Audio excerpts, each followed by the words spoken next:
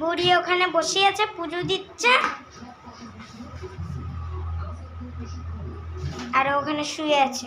বুড়ি ওখানে এমন ভাবে শুবে যেন মনে বুড়ির গায়ে টাচ লাগে, ওর গাটা যেন বুড়ির গায়ে টাচ লাগে।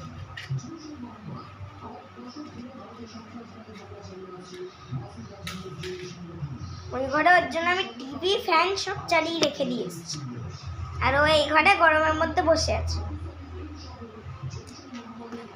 এই পাপান, কি বলছি মা? দেখো কি বলছি বল তোমাকে? পাপান বলছে তোকে আমি বলেছিলাম না ওই ঘরে বসে আছিস, বসে থাক। একটু বকে দাও মনুকে। যদি দরকার পড়ে আমাকে ডেকে নিবি, হ্যাঁ? আর ও যদি কখনো কোথাও যায়, টিভি ছাড়া বা ফ্যান ফ্যান চালানো থাকুক, কোথাও যায়, তখন একবার আমাকে ডেকে দিয়ে যায়।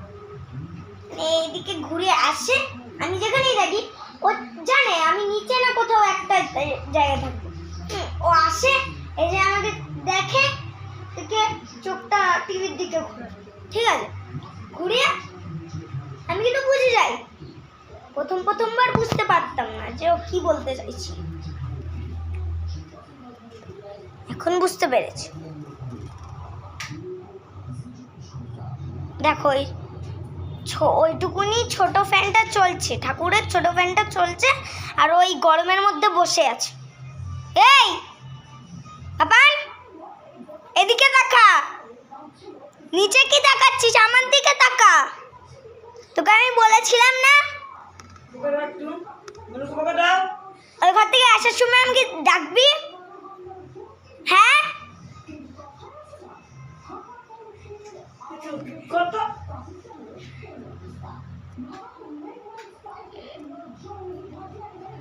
আর আমি যখনই পড়তে থেকে আসবো, ওর যেন কত কিছু হয়ে গেছে এরকম নালিশ করবে, যেন মানে বুড়ি ওকে মেরেছে, ধরেছে, পিটিয়েছে, ওষুধ জোর করে খাইয়েছে, এমন দেখাবে আমাকে।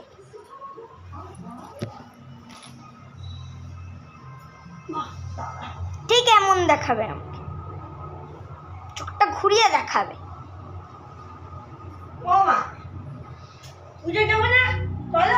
দেখো আবারও ওখানে গেছে।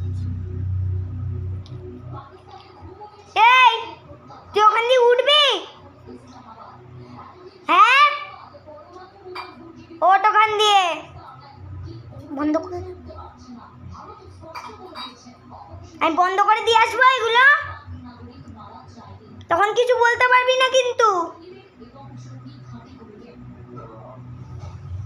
এক কান দিয়ে ঢোকায় আর এক কান দিয়ে বার করে দেয়, ও এমন বদমাশ। দেখো ও ঘুমাচ্ছে, আমি তোকে কিছু একটা কথা বলছি তো, তুই শুনছিস না? দেখো কিরকম বদমাশ।